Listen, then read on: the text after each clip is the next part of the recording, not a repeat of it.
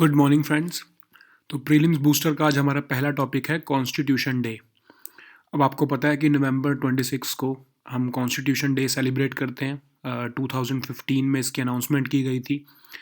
2015 से पहले हम 26 नवंबर को नेशनल लॉ डे सेलिब्रेट करते थे 26 नवंबर को। तो कॉन्स्टिट्यूशन डे हम सेलिब्रेट क्यों करते हैं? क्योंकि उस दिन कॉन्स्टिट्यूएंट असेंबली ने हमारे कॉन्स्टिट्यूशन ऑफ इंडिया को अडॉप्ट किया था। ठीक है, अब ये याद रखो, अडॉप्ट किया था उन्होंने, उस टाइम पे एनफोर्स नहीं किया था। एनफोर्स या फिर उसको इफ़ेक्ट में कब लाया गया? 26 जनवरी को। ठीक है, 26 जनवरी को 1950 को उसको इन्फोर्स किया गया।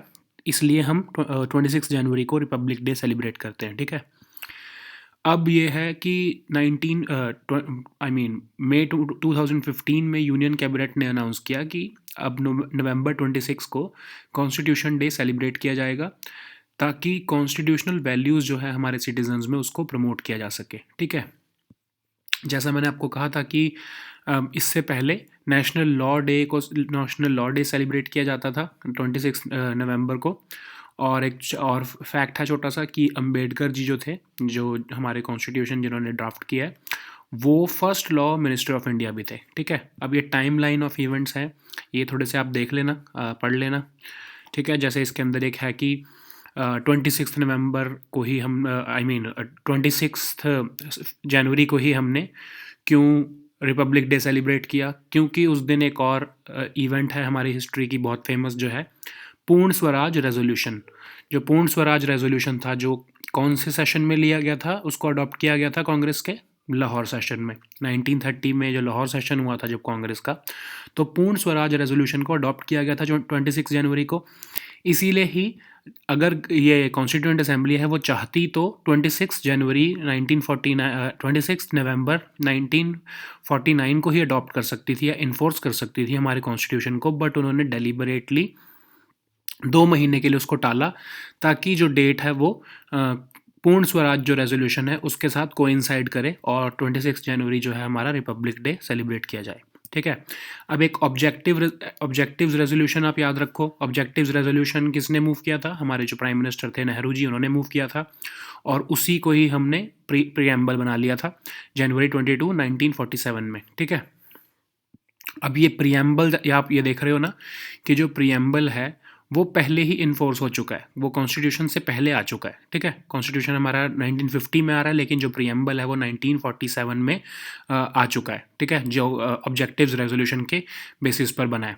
ठीक है, अब हमारा नेक्स्ट टॉपिक है ड्राफ्ट मर्चेंट शिपिंग बिल। अब ये ड्राफ्ट मर्चेंट शिपिंग बिल जो है, ये गवर्नमेंट ने अभी पब्लिक डोमेन में रखा है, इसके ऊपर पब्लिक कमेंट्स मांगे गए हैं। तो आपको सारे प्रोविजंस तो इसके समझने की ज़रूरत नहीं है, बेसिक से एक आइडिया आपको ओवरव्यू इसमें मिल जाएगा जो पीआईबी ने शेयर किया है। तो इसको क्यों लाया गया है? ताकि जो मर्चेंट शिपिंग एक्ट 1958 का है और कोस्टिंग वेसल्स एक्ट 1838 का है, उसको रिपील करके ये एक्ट जो है वो अब लाया जा रहा है। ठीक है, इसका एम क्या है कि इंडिया की जो शिपिंग इंडस्ट्री है उसको वर्ल्ड वाइड फेमस जो प्रैक्टिस हैं उसके साथ सिंक्रोनाइज़ किया जा सके, और एडवांस कंट्रीज़ में जो प्रैक्टिसेस अडॉप्ट की गई हैं, जैसे यूएस, यूके, जापान में या ऑस्ट्रेलिया, सिंगापुर में, वो प्रैक्टिसेस भी इंडिया में अब आ सके। इससे क्या होगा कि जो हमारी शिपिंग इंडस्ट्री है वो बहुत ज़्यादा बूस्ट होगी, उससे एम्प्लॉयमेंट जनरेशन होगा, उससे इकोनॉमी को फ़ायदा होगा, और जो हमारा इंडिया है वो एक तरह से शिपिंग में एक प्रेफर्ड डेस्टिनेशन की एक स्टेटस को अचीव करने में हेल्प करेगा ये। ठीक है, तो इसके अंदर आईएमओ कन्वेंशंस। अब आईएमओ कन्वेंशंस क्या हैं या प्रोटोकॉल्स क्या हैं? आईएमओ अभी हमने कुछ 1-2 दिन पहले ही इसके बारे में पढ़ा था, इंटरनेशनल मैरीटाइम ऑर्गेनाइजेशन, जो कि लंदन में स्थित है। तो ये बेसिकली सेफ्टी ऑफ वेसल्स या सेफ्टी ऑफ शिप्स जो सी पे चलते हैं उसको देखती है। ठीक है, तो ये उसके जितने भी कन्वेंशंस हैं उन सबको हमारे इस मर्चेंट शिपिंग बिल में इंक्लूड किया गया है। जितने भी safety of and security of vessel, safety of life at sea, marine pollution, marine maritime liabilities और कंपनसेशंस, जितने भी ये सारे इंटरनेशनल कन्वेंशंस आईएमओ के अंडर हैं, उन सबको इसके अंदर या प्रोटोकॉल्स हैं इस बिल के अंदर उसको इंक्लूड किया गया है। ठीक है, अब इसकी एडवांटेजेस क्या हैं? पहली तो एडवांटेज यही है कि इससे ईज़ ऑफ डूइंग बिजनेस होगा, क्योंकि जो जनरल ट्रेडिंग लाइसेंस लगता था अभी इंडियन वेसल्स को, अब वो लेने की ज़रूरत नहीं पड़ेगी, क्योंकि अब जो ये एक तरफ से रेड टेपिज्म जो था, ब्यूरोक्रेसी से उनको लाइसेंस लेना पड़ता था, अब वो उसकी रिक्वायरमेंट जो है वो जनरल ट्रेडिंग लाइसेंस की रिक्वायरमेंट को ख़त्म कर दिया गया। इससे और गवर्नेंस को और ज़्यादा इजी बनाने के लिए डिजिटल टेक्नोलॉजी को ज़्यादा एम्ब्रेस किया गया है। जितनी भी तरह की रजिस्ट्रेशन करनी है उसको उन्होंने प्रेफर किया है कि ज़्यादा से ज़्यादा वो इलेक्ट्रॉनिक मीन से हो। स्टैट्यूटरी रिकॉग्निशन दिया है कि जो इलेक्ट्रॉनिकली अगर कोई एग्रीमेंट किया है समझ लो दो वेसल्स ने, आप और मैं दोनों एक एक शिपिंग वेसल चलाते हैं, तो हमने अगर कोई एग्रीमेंट डिजिटल फॉर्मेट में किया है तो उसको भी रिकॉग्नाइज़ किया जाएगा, उसको भी स्टैट्यूटरी रिकॉग्निशन मिलेगी इस बिल के अंदर। पहले हमें कागज़ पे वो एग्रीमेंट करने पड़ते थे। अब समझ लीजिए अगर आप यूरोप में रहते हैं और मैं एशिया में रहता हूँ, तो हमें कागज़ पे एग्रीमेंट करने के लिए भी एक स्पेशल हमें एक बार मिलना पड़ेगा, उसके लिए हमारी कॉस्ट बढ़ेगी। तो अगर हम डिजिटल उसको एग्रीमेंट कर लेते हैं तो हमारी कॉस्ट कम हो जाएंगी, फिर हमने जितनी भी ट्रेडिंग जो आके यहाँ पर करनी है वो हम डायरेक्टली कर सकते हैं। तो अगर हमारी जो ये एग्रीमेंट्स को इन्फोर्स कर दिया जाए, डिजिटल एग्रीमेंट्स को, ठीक है। और इसमें क्या है, increasing tonnage and vessel as a tradeable asset. India की जो टनेज है, मतलब कि जो एलिजिबिलिटी क्राइटेरिया है ओनरशिप ऑफ वेसल्स का, उसको भी इंक्रीज़ किया गया है, ठीक है, ताकि जो बड़ी शिप्स हैं, जो बहुत बड़े बड़े जो हमारे जहाज़ हैं, वो इंडिया में इंटरनेशनल ट्रेड में जो चल रहे हैं वो इंडिया में रजिस्टर होने शुरू करें और हमारी जो शिपिंग इंडस्ट्री है उसको बूस्ट मिले, ठीक है। अब जो हमारी ज्यूरिसडिक्शन जो है उसको भी इंक्रीज़ किया गया है। उसको इंक्रीज़ किया गया मतलब किस कंटेक्स्ट में, कि स्टेचुटरी फ्रेमवर्क दिया है कि जितनी भी मैरीटाइम जो डिस्प्यूट्स हैं या इंसिडेंट्स होते हैं उसका निपटारा हमारी ही ज्यूरिसडिक्शन में किया जा सके, और ऐसी सिचुएशन ना आए कि जो हमारे जो डिस्प्यूट्स हमारे अराइज़ हो रहे हैं हमारी टेरिटरी के बीच में, जो हमारी मैरीटाइम टेरिटरी में डिस्प्यूट्स अराइज़ हो रहे हैं, उसके निपटारे के लिए दूसरी जो इंस्टीट्यूशंस हैं या दूसरी फॉरेन इंस्टीट्यूशंस का सहारा ना लेना पड़े, जो वेसल्स वाले जो वेसल्स ओनर्स हैं उनको, ठीक है। फिर है वेलफेयर ऑफ इंडियन सी फेयरर्स, इन सब का भी ख्याल रखा गया कि जो सी में चलते हैं उनकी सेफ्टी का कैसे इंश्योर किया जा सकता है। फिर एडजुडिकेशन और प्रिडिक्टिबिलिटी ऑफ क्लेम्स, इन केस अगर कोई इंसिडेंट हो जाता है तो जो हाई कोर्ट्स हैं उनको क्लियर कट जो पूरी जुरिस्डिक्शन उनकी और उनकी जो एडजुडिकेशन का जो प्रोसीजर है उनको क्लियर कट प्रोसीजर इसमें अंदर डिफ़ाइन किया गया है। फिर डायरेक्टर जनरल जो है हमारे जो शिपिंग के डायरेक्टर जनरल ऑफ शिपिंग जो होते हैं उनके पास पावर दी गई हैं कि कोई एक्शन अगर कोई वेसल जो है वो अनसेफ है या फिर थ्रेट पोज करती है वो हमारे सेफ्टी ऑफ लाइफ को या इन्वायरमेंट को, तो उसके खिलाफ एक्शन लेने की पावर्स उनको दी गई हैं डायरेक्टर जनरल ऑफ शिपिंग को। तो इसका सिग्निफिकेंस क्या है? सिग्निफिकेंस जैसे मैंने आपको बताया कि इससे एम्प्लॉयमेंट अपॉर्चुनिटीज़ इंक्रीज़ होंगी इंडियन सी फेयरर्स की नेशनल और इंटरनेशनल मार्केट दोनों में, ठीक है।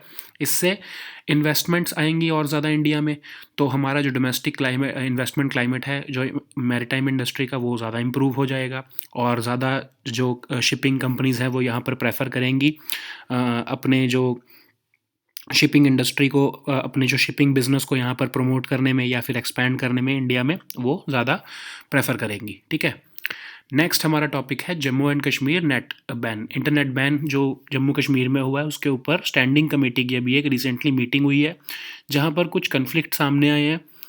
वहाँ पर बहुत से जो रूलिंग पार्टी के मेंबर्स हैं उनसे क्वेश्चंस जब पूछे गए हैं, तो उस कमेटी के में जो मेंबर्स हैं उनसे जब क्वेश्चंस पूछे गए कि आप बताइए कि इंटरनेट बैन क्यों किया गया है या कब तक ये बैन रहना है, तो उन्होंने लोकसभा रूल 270 का सहारा लेते हुए कहा कि गवर्नमेंट कोई भी ऐसा डॉक्यूमेंट जो लोकसभा का रूल 270 है वो कहता है कि अगर कोई भी ऐसा डॉक्यूमेंट है जिससे देश की सेफ्टी को या फिर इंटरेस्ट जो गवर्नमेंट की सेफ्टी को खतरा हो सकता है, तो वो डॉक्यूमेंट दिखाना कंपलसरी नहीं है गवर्नमेंट को अंडर रूल 270 ऑफ लोकसभा, ठीक है।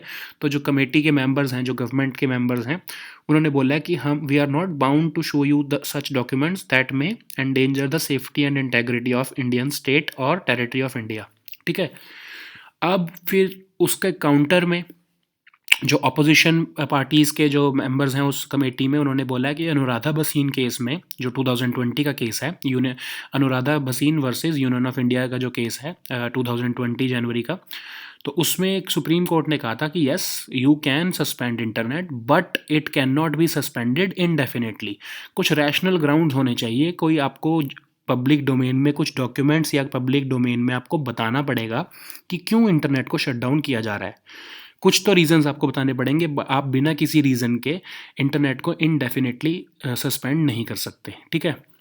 तो पहले का जो अब इसमें थोड़ा सा बताया गया है कि 2017 से पहले क्या होता था कि सेक्शन 144 ऑफ सीआरपीसी, जिसमें हम कर्फ्यू लगाते हैं, जो आजकल आपने देखा होगा न्यूज़ में भी चलता है, जो अभी जिसमें 2 से 4 से ज़्यादा लोग खड़े नहीं हो सकते हैं जो पब्लिक में। तो ये आपने देखा होगा भी, कोरोना के टाइम पर भी सेक्शन 144 ऑफ सीआरपीसी का यूज़ किया है एक्सटेंसिवली स्टेट गवर्नमेंट्स ने, ताकि जो सोशल डिस्टेंसिंग के नॉर्म्स हैं या भीड़ को डिस्करेज किया जा सके पब्लिक स्पेसेस में। तो उसी सेक्शन 144 के अंदर ही अभी तक गवर्नमेंट्स जो 2017 से पहले इंटरनेट को सस्पेंड करती थी अगर कुछ सिक्योरिटी सिचुएशन कहीं पे अराइज होती थी। बट 2017 के बाद सेंट्रल गवर्नमेंट ने temporary suspension of telecom services, public emergency of और पब्लिक सर्विस रूल्स बना दिए इंडियन टेलीग्राफ एक्ट 1885 के अंडर, ठीक है। इसके अंदर अब से जो सस्पेंशन ऑफ इंटरनेट अगर किसी टेरिटरी में होती है तो वो इन रूल्स के अंडर सस्पेंशन ऑफ इंटरनेट होता है, ठीक है। तो अब हम देख लेते हैं कि सेक्शन 5 सब सेक्शन 2 जो है इंडियन टेलीग्राफ एक्ट 1885 का, उसके अंदर कहा जाता है कि आप किसी भी मैसेजेस को जो कम्युनिकेशन जा रही है उसको इंटरसेप्ट कर सकते हो। इंटरसेप्ट मतलब देख सकते हो या उसको आप उसके ऊपर नज़र रख सकते हो in the interest of sovereignty and integrity of India, ठीक है। अब हमको देखना पड़ेगा इंडियन टेलीग्राफ एक्ट 1885 है क्या।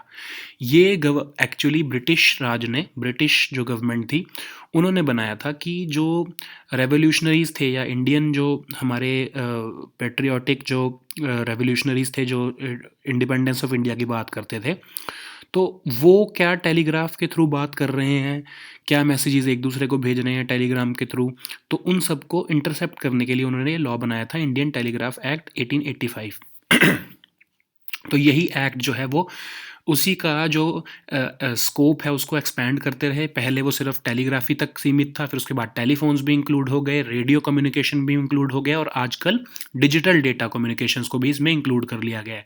तो जो इंटरसेप्शन ऑफ मैसेजेस या फिर जो सर्वेलेंस का जो हमारा एक्ट है वो है यही इंडियन टेलीग्राफ एक्ट 1885, लेकिन उसके स्कोप को हमेशा बढ़ाते रहते हैं। समझ लीजिए कि अभी इंटरनेट के बाद कोई और कम्युनिकेशन का अच्छा मीडियम आएगा तो वो मीडियम भी इसके अंदर ऐड कर दिया जाएगा, ठीक है।